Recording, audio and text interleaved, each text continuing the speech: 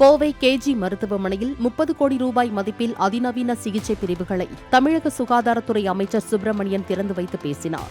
ஒரு 7-8 ஆண்டுகளுக்கு முன்னால் ஒரு முறை அவரை விமான நிலையத்தில் நான் சந்தித்த போது அவருடைய பையில் லோடிங் டோசஸ் என்று சொல்லக்கூடிய ஒரு 14 மாத்திரைகள், 3 வகையான 14 மாத்திரைகள் கூடிய இந்த பாக்கெட்டில் வைத்திருந்தார்.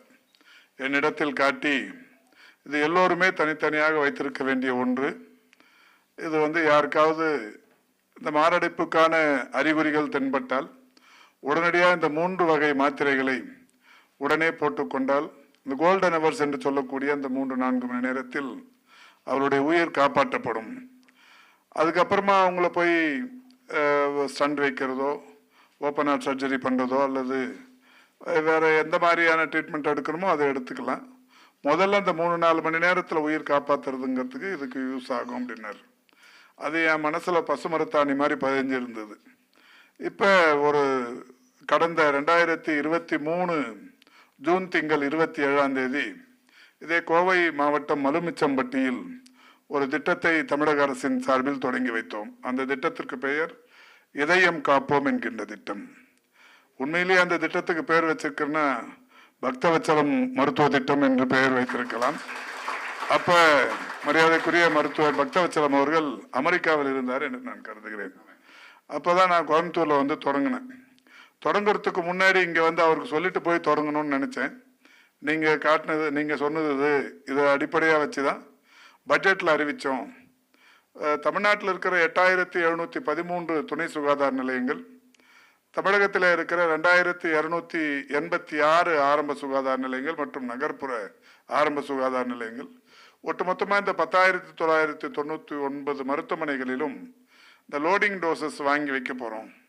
அங்கே வாங்கி வச்சுட்டு அங்கே இந்த மலை கிராமங்கள், குக்கிராமங்கள், இந்த மாதிரி ரொம்ப ரிமோட் ஏரியாவில் இருக்கிற மருத்துவமனைகள்லாம் இந்த மாத்திரைகளை வைக்கும்போது அதற்கான விளம்பரமும் படுத்தப்பட்டு யாருக்காவது இதில் பாதிப்பு ஏற்பட்டு அந்த மருத்துவமனைக்கு வந்தால் இதை கொடுத்து அதுக்கப்புறமா அவங்கள மேல் சிகிச்சைக்கு வட்டார மருத்துவமனைகளுக்கு, மாவட்ட அரசு மருத்துவமனைகளுக்கு, மருத்துவக் கல்லூரி மருத்துவமனைகளுக்கு அனுப்பி வைக்கலாம் அப்படிங்கிற மாதிரி இந்த திட்டத்தை தொடங்க போகிறோம் அப்படின்னு சொல்லிட்டு அதுக்கப்புறம் போய் அங்கே தொடங்கலான்ற மாதிரி இங்கே வந்த உடனே கார்த்திக்கையும் நண்பர்களுக்கு எல்லாம் கேட்டால் அப்போ சொன்னாங்க, இல்லை டாக்டர் யூஎஸ்ல இருக்காரு அப்படின்னாங்க.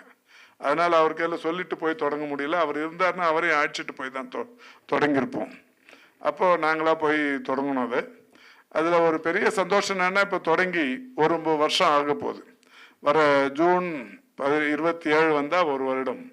இப்போ இது வரைக்கும் நான் இப்போ இங்கே வரும்போது இந்த கோட் ஆஃப் கான்டக்ட் அப்ளிகபிளாக இருக்கிறதால அரசு சம்பந்தமான பணிகளை நான் செய்யக்கூடாது. அரசு அலுவலர்களும் என்னை யாரும் சந்திக்கக்கூடாது. அரசு வாகனத்தையும் பயன்படுத்தக்கூடாது. உங்களுக்கு நல்லா தெரியும், இந்த 2 மாசமா வர 5ஆம் தேதி வரைக்கும். இந்த சூழ்நிலையில தான் இப்போது நான் அதிகாரிங்களை ஃபோன் பண்ணி அன்அஃபிஷியலாக ஒரு தகவல் மட்டும் கேட்டேன். இது வரைக்கும் இன்னைக்கு வரைக்கும் நம்ம தமிழ்நாடு முழுக்க இருக்கிற துணை சுகாதார நிலையங்களில் எவ்வளவு பேர் இந்த லோடிங் டோசஸ் மூலம் பயன்பெற்றிருக்கிறார்கள் அப்படிங்கிற மாதிரி கேட்டேன். ஆரம்ப சுகாதார நிலையங்களில் பயன்பெற்றிருப்பவருடைய எண்ணிக்கை 7412 பேர். துணை சுகாதார நிலையங்களில் பயன்பெற்றிருப்பவருடைய எண்ணிக்கை 484 பேர். ஒட்டுமொத்தமா அந்த லோடிங் டோசஸால் பயன்பெற்றிருப்பவர்களுடைய எண்ணிக்கை 7896 பேர்.